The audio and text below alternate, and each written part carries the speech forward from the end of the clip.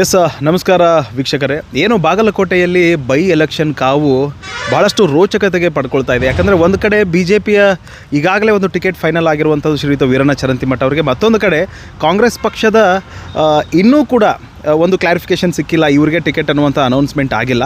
ಆದರೆ ಇನ್ನೇನು ಕೆಲವೇ ಕ್ಷಣಗಳಲ್ಲಿ ಅದು ಕೂಡ ಒಂದು ನಮಗೆ ಅಧಿಕೃತವಾದಂಥ ಮಾಹಿತಿ ಬರುತ್ತೆ ಅಂತ ಹೇಳ್ತಾ, ಇದು ಎರಡರ ನಡುವೆ ಈಗ ಶ್ರೀಯುತ ಸಂಜೀವ್ ಮರಡಿ ಅವರು ಬಾಗಲಕೋಟೆಯಲ್ಲಿ ನಾನು ಕೂಡ ನಾಮಿನೇಷನ್ ಮಾಡ್ಕೊಳ್ಳೋದಕ್ಕೆ ಎಲ್ಲ ವ್ಯವಸ್ಥೆಗಳನ್ನು ಕೂಡ ಮಾಡ್ಕೊಂಡಿದ್ದೀನಿ ಅಂತ ಹೇಳ್ತಿದ್ದಾರೆ. ಅಂದರೆ ಹಿಂದುತ್ವದ ಪರವಾಗಿ ಒಂದಿಷ್ಟು ಚಿಂತನೆಗಳನ್ನು ಇಟ್ಕೊಂಡು ನಾನು ಕೂಡ ನಾಮಿನೇಷನ್ ಮಾಡಿ ಎಲೆಕ್ಷನ್ಗೆ ನಿಲ್ಲುವಂತಹ ಎಲ್ಲ ವ್ಯವಸ್ಥೆಗಳನ್ನು ಮಾಡ್ಕೊಂಡಿದ್ದೀನಿ ಅಂತ ಹೇಳ್ತಾ ಇದ್ದಾರೆ. ಅಷ್ಟಕ್ಕೂ ಯಾವ ಪಕ್ಷದಿಂದ ನಿಂತ್ಕೊಳ್ತಾರೆ, ಅವರ ಉದ್ದೇಶಗಳೇನು ಅನ್ನುವಂಥದ್ದನ್ನು ಈಗ ನೇರವಾಗಿ ನಾನು ಅವ್ರ ಜೊತೆ ಮಾತಾಡೋದ್ರೊಂದಿಗೆ ನಿಮಗೆ ತಿಳಿಸ್ತಾ ಹೋಗ್ತೀನಿ.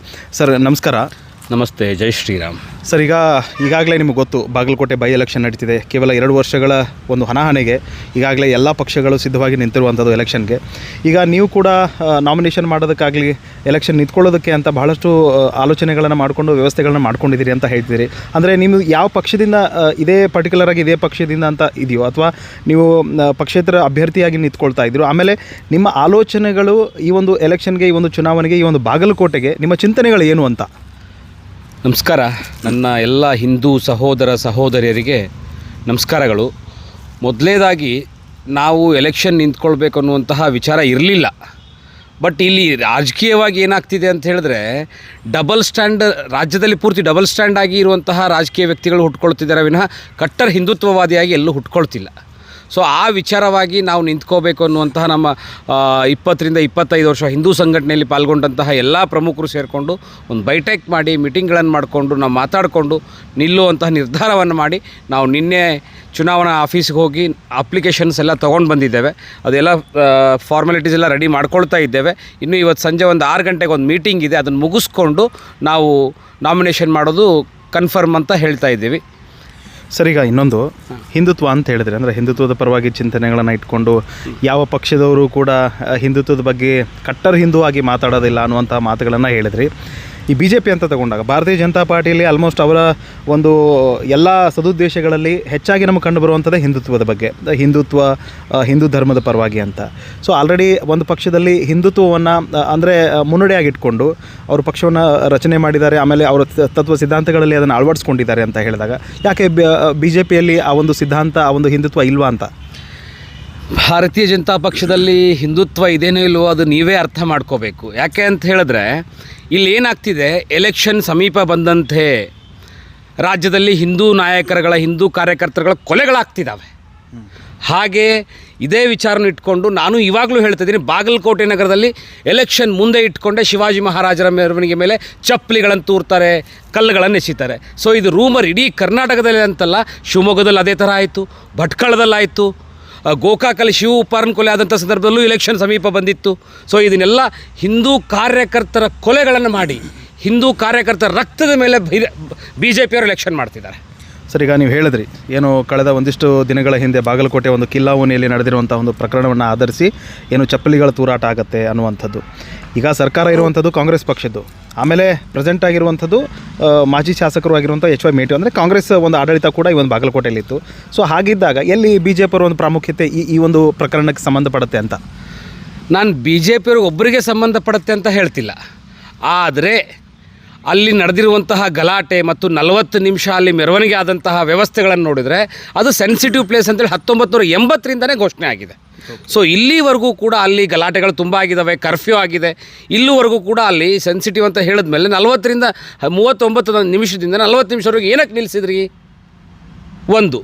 ಎರಡನೇ ವಿಚಾರ, ಅದು ನೀವು ಕಾಂಗ್ರೆಸ್ ಅವ್ರು ಮಾಡಿದಾರೋ BJPಯವರು ಮಾಡಿಸಿದಾರೋ ಗೊತ್ತಿಲ್ಲ, ಆದರೆ ಅಲ್ಲಿ ಆಗಿರುವಂಥ ಗಲಾಟೆ SIT ತನಿಖೆ ಆಗಬೇಕು. ಅದು ಪೂರ್ವ ನಿಯೋಜಿತವಾಗಿ ಆಗಿರುವಂಥ ಗಲಾಟೆ ಅಂತ ಸಾಮಾನ್ಯ ಜನರಿಗೂ ಗೊತ್ತು, ಆದರೆ ಯಾರೂ ಹೇಳ್ಕೊಳ್ಳೋಕೆ ರೆಡಿ ಇಲ್ಲ. ಬಹಿರಂಗವಾಗಿ ಒಳಗಿಂದೊಳಗೆ ಮಾತಾಡ್ಕೊಂಡು ಹೊರಟಿದ್ದಾರೆ. ಸೊ ಅಲ್ಲಿಂದ ಅಲ್ಲಿಗೆ ಹೋಗ್ತಾ ಇದೆ ಅದು. ಓಕೆ, ಸರಿ, ಆಯಿತು. ಈಗ ಒಂದು ಕಡೆ ಈ ಒಂದು ಗಲಾಟೆಗೆ ಸಂಬಂಧಪಟ್ಟಂಥ ಎಲ್ಲ ವಿಷಯಗಳನ್ನು ಆಧರಿಸಿ ನೀವು SIT ತನಿಖೆ ಆಗಲೇಬೇಕು ಅನ್ನೋಂಥದ್ದನ್ನು ನೀವು ಮಾತು ಹೇಳ್ತಿದ್ರಿ.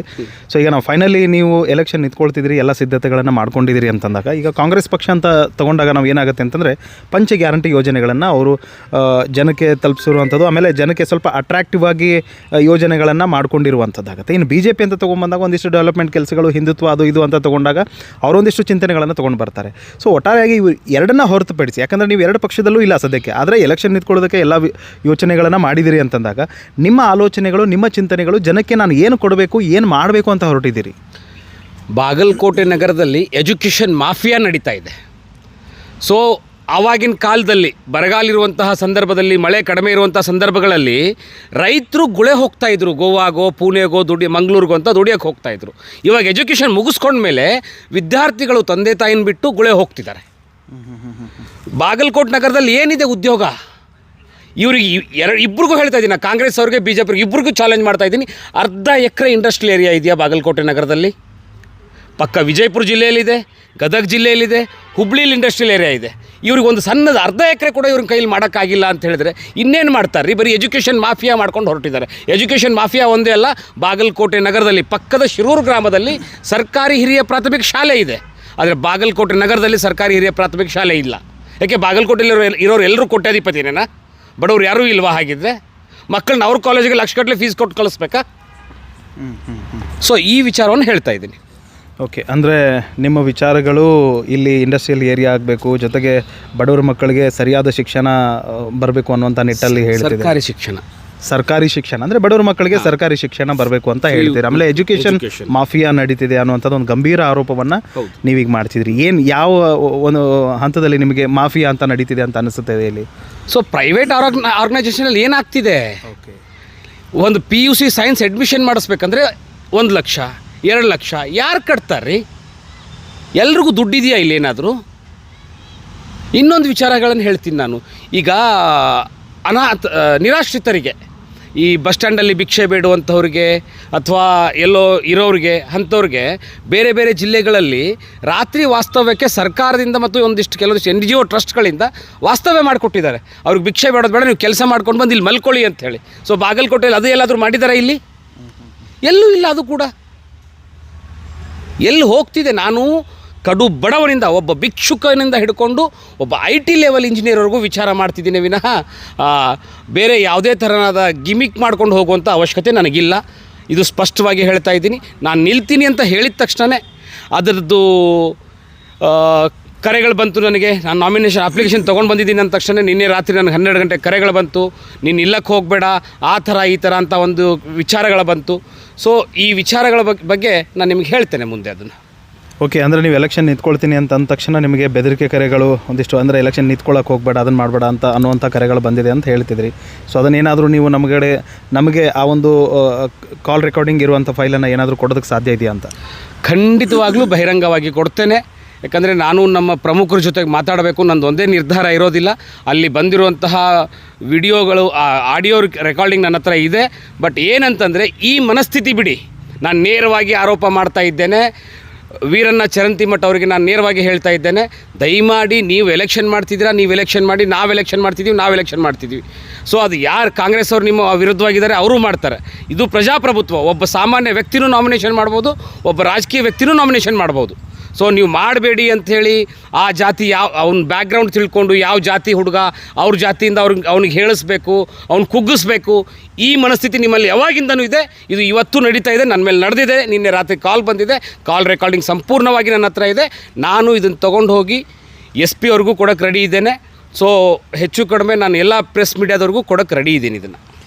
ಓಕೆ, ಸೊ ಫೈನಲಿ ಸರ್, ಈಗ ನೀವು ಇದೆಲ್ಲನೂ ಆಯಿತು. ಈಗ ಯಾಕಂದರೆ 23ನೇ ತಾರೀಕಿಗೆ ನಾಮಪತ್ರ ಸಲ್ಲಿಸೋದಕ್ಕೆ ಎಲ್ಲ ತಯಾರಿಗಳನ್ನು ಮಾಡ್ಕೊಂಡಿದ್ದೀನಿ ಅಂತ ಹೇಳಿದ್ರಿ. ಸೊ ಆವತ್ತಿನ ದಿನ ಏನೆಲ್ಲ ಪ್ಲ್ಯಾನ್ ಮಾಡ್ತಿದ್ರಿ, ಆಮೇಲೆ ನಿಮ್ಮ ಜೊತೆ ಯಾರೆಲ್ಲ ಸಪೋರ್ಟಿಗಾಗಿ, ಆಮೇಲೆ ನಿಮ್ಮಲ್ಲಿರುವಂಥ ಒಂದಿಷ್ಟು ಜನ, ಒಂದು ನೀವು ಯಾವ ಪಕ್ಷಕ್ಕೆ ಮಾಡ್ತಿದ್ರೋ ಅಥವಾ ಪಕ್ಷೇತರ ಮಾಡ್ತಿದ್ರೋ ಅದು ಗೊತ್ತಿಲ್ಲ. ಸೊ ಆವತ್ತಿನ ನಾಮಪತ್ರ ಸಲ್ಲಿಕೆಯ ಆ ದಿನದ ಬಗ್ಗೆ ನೀವು ಏನೆಲ್ಲ ತಯಾರಿಗಳನ್ನು ಮಾಡ್ಕೊಂಡಿದ್ದೀರಿ? ಎಲ್ಲ ತಯಾರಿಗಳು ನಡೀತಾ ಇದ್ದಾವೆ. ನಮ್ಮ ಕಾರ್ಯಕರ್ತರಾಗಲಿ, ನಮ್ಮ ಪ್ರಮುಖರಾಗಲಿ, ಆಮೇಲೆ ಕಟ್ಟರ್ ಹಿಂದುತ್ವವಾದಿಗಳಾಗಲಿ ಎಲ್ಲರೂ ಬಂದು ರೆಡಿ ಆಗ್ತಿದ್ದಾರೆ. ಇವತ್ತು ಸಂಜೆ 6 ಗಂಟೆಗೆ ನಮ್ಮದೊಂದು ಮೀಟಿಂಗ್ ಇದೆ.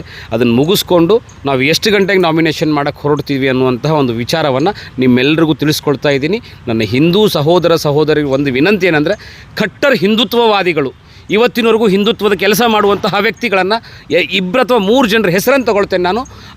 ಆ ವ್ಯಕ್ತಿಗಳು ಎಂಥ ಮಹಾನ್ ವ್ಯಕ್ತಿಗಳಿದ್ದಾರೆ ಅನ್ನುವಂಥದ್ದು ಯೋಚನೆ ಮಾಡಿ ಹಿಂದುತ್ವ ವ್ಯಕ್ತಿಗಳಿಗೆ ಸಪೋರ್ಟ್ ಮಾಡಿ ಅನ್ನುವಂಥ ಒಂದು ವಿಚಾರ ಹೇಳ್ತೀನಿ.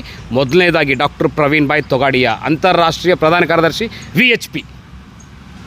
So national world specialist doctor ಅವರೆಲ್ಲ, ಕ್ಯಾನ್ಸರ್ ಸ್ಪೆಷಲಿಸ್ಟ್. 2ನೇದ್ದು ನನ್ನ ಗುರುಗಳು ಪ್ರಮೋದ್ ಮುತಾಲಿಕ್ ಅವರು. ಸೊ ಇವರೆಲ್ಲರೂ ಹಿಂದುತ್ವದ ಸಲುವಾಗಿ ಮನೆ ಮಠ ಆಸ್ತಿ ಎಲ್ಲ ಬಿಟ್ಟು ಧರ್ಮದ ಕೆಲಸ ಮಾಡ್ತಿದ್ದಾರೆ. ಗೆಲ್ಲೋವರೆಗೂ ಮುತಾಲಿಕರು ಬೇಕು, ತೊಗಡಿಯವ್ರು ಬೇಕಂತೇಳಿ ಹೋಗಿ ಕಾಲಿಗೆ ಬೀಳ್ತೀರಾ. ಆಮೇಲೆ ಗೆದ್ದ ಮೇಲೆ ನೀವು ಯಾರನ್ನು ತಿರುಗಿ ನೋಡೋದಿಲ್ಲ. ನಾಚಿಕೆ ಆಗ್ಬೇಕು ನಿಮಗೆ ಹಿಂದುತ್ವದ ಹೆಸರು ಹೇಳ್ಕೊಂಡು ಕೆಲಸ ಮಾಡೋರಿಗೆ ಅಂತ ಹೇಳ್ತೇವೆ. ಸೊ ಇದಿಷ್ಟು ಅವರ ಮಾತುಗಳಾಗಿತ್ತು.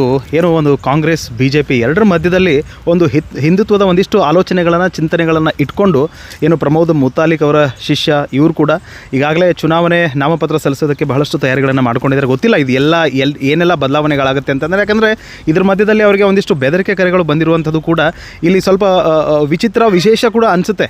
ಯಾಕಂದರೆ ನೀವು ನಿಂತ್ಕೋಬೇಡ, ನೀನು ಅದನ್ನು ಮಾಡಬೇಡ ಇದನ್ನು ಮಾಡಬೇಡ ಅಂತ. ಯಾಕಂದರೆ ಅವ್ರು ಕೂಡ ನಾವು ಕೇಳಿದಾಗ ಆದಷ್ಟು ಬೇಗ ನಾವು ಆ ಫೈಲನ್ನು ನಿಮ್ಗೆ ಕೊಡುವಂಥ ವ್ಯವಸ್ಥೆಯನ್ನು ಮಾಡ್ತೀನಿ ಅಂತ ಹೇಳಿದ್ದಾರೆ. ನೋಡೋಣ ಏನೆಲ್ಲ ಬದಲಾವಣೆಗಳಾಗುತ್ತೆ ಬಾಗಲಕೋಟೆ ಬೈ ಎಲೆಕ್ಷನಲ್ಲಿ ಅಂತ ಹೇಳ್ತಾ, ಸತ್ಯ ಸಂಸ್ಕೃತಿ ಶೋಧನೆ ಅಂತ ಸುದ್ದಿಗಳಿಗಾಗಿ ನೋಡ್ತಾ ಇರಿ ಪರ್ವ ನ್ಯೂಸ್ ಕನ್ನಡ. ಇದು ನಿಮ್ಮ ವಾಹಿನಿ. ನಮಸ್ಕಾರ.